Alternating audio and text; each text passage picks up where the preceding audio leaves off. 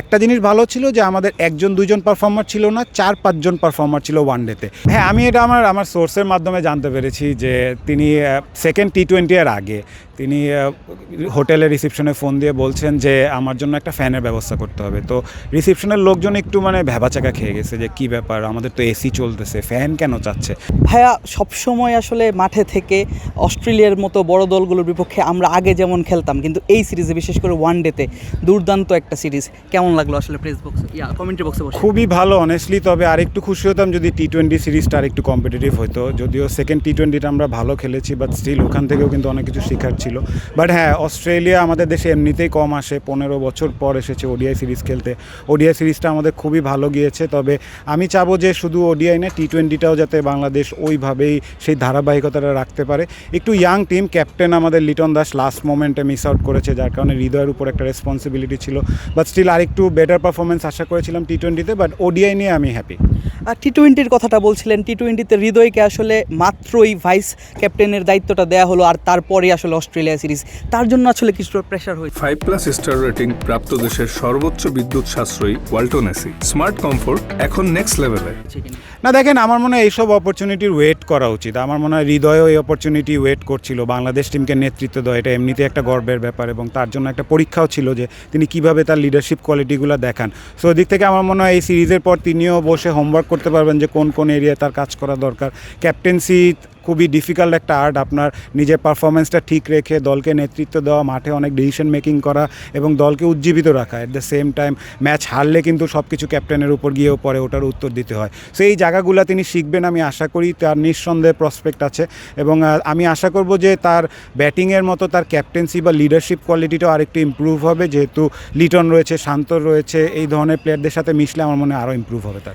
কম বক্সে আসলে আপনার সঙ্গে অস্ট্রেলিয়ান সাবেক ক্রিকেটাররা রয়েছেন, তাদের মুখে আসলে আমরা বাংলাদেশের প্রশংসাটা শুনতে তেমন একটা অভ্যস্ত নই, কিন্তু এই সিরিজে আমরা আসলে লাইভ টিভিতে সেটা শুনতে পেরেছি।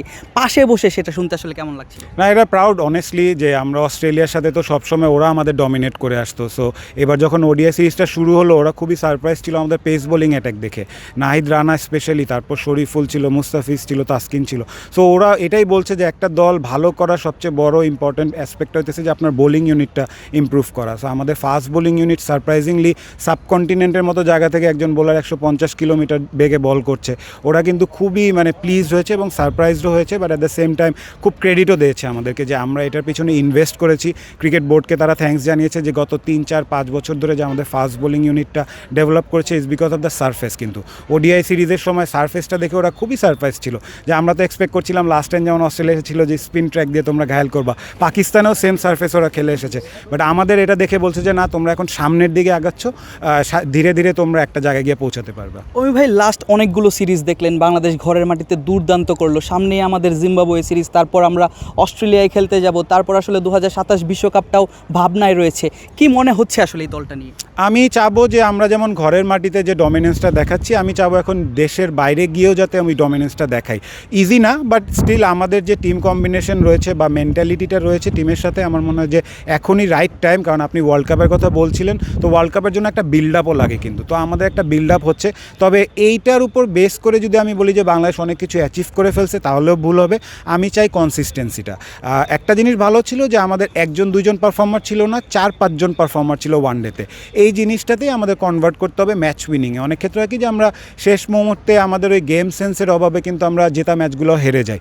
ওইটা আপনি যত কম করুন, কারণ ওয়ার্ল্ড কাপে কিন্তু একটা বড় দলের বিপক্ষে একবারই চান্স পাবেন। বায়োল্যাটারাল সিরিজেও 2-3টা ম্যাচ খেলে ফেলি আমরা, বাট ওই একটা সুযোগেই কাজ কীভাবে লাগাতে হবে এটা বাংলাদেশের জানা দরকার। ওমি ভাই, বাংলাদেশ আসলে ঘরের কন্ডিশনে খেললেও ঘরের কন্ডিশনের আমরা যেমন একটু লো, একটু টার্নিং উইকেট দেখে এটা কিন্তু ইউজ করেনি। আপনি বলছিলেন কমেন্ট্রি বক্সে অ্যাডাম জাম্পার কথা, তিনি আসলে বাংলাদেশের সাথে কোপ আপ করার জন্য তিনি আসলে একটু বিশেষ পদ্ধতি অবলম্বন করেছেন হোটেলে, এটার ব্যাপারে যদি একটু বিস্তারিত বলতেন। হ্যাঁ, আমি এটা আমার সোর্সের মাধ্যমে জানতে পেরেছি যে তিনি সেকেন্ড টি-20 এর আগে তিনি হোটেলের রিসেপশনে ফোন দিয়ে বলছেন যে আমার জন্য একটা ফ্যানের ব্যবস্থা করতে হবে। তো রিসেপশনের লোকজন একটু ভ্যাবাচাকা খেয়ে গেছে যে কী ব্যাপার, আমাদের তো এসি চলতেছে, ফ্যান কেন চাচ্ছে। তো তারপরে গিয়ে জানা গেল যে তিনি ফ্যানটা চাচ্ছেন কারণ এসি অফ করে পরে তিনি ফ্যান ছেড়ে তিনি ঘুমাবেন, জাস্ট টু মানে adjust and adapt with the condition. অনেক গরম, তো আপনি মাঠে আসলে এসি থেকে বের হলে কিন্তু সাথে সাথে একটা এফেক্ট পড়ে, আর তাদের জন্য তো আরও ডিফিকাল্ট যে এসেই সাথে সাথে কন্ডিশনের সাথে মানিয়ে নেওয়াটা ডিফিকাল্ট। আমি এটাই বলছিলাম যে প্রফেশনালিজমটা কাকে বলে দেখেন, 350টা ইন্টারন্যাশনাল উইকেট পেয়েছে সে, তারপরও তার হাঙ্গারটা যে আরও বেটার কীভাবে করা যায়। তিনি তো চাইলেই পারতেন যে এসির মধ্যে শুয়ে থাকতাম, আমার কি দরকার, আমি তো 350টা উইকেট নিয়ে রাখছি। এটাই হলো হাঙ্গারটা দেখায় যে একজন বড় প্লেয়ার কেন বড় হয়, আমাদের প্লেয়ারদের ওনার কাছ থেকে শেখা দরকার। আমাদের দেশের প্লেয়াররাও ভবিষ্যতে হয়তো বা এই ধরনের কন্ডিশনের সঙ্গে মানিয়ে নিতে এই ধরনের কাজ করবে, সেই আশাটাই আমরা রাখতে চাই। ধন্যবাদ অমি ভাই আমাদের সঙ্গে এতক্ষণ সময় দেওয়ার জন্য। Thank you very much. ধন্যবাদ সবাইকে এতক্ষণ আমাদের সঙ্গে থাকার জন্য।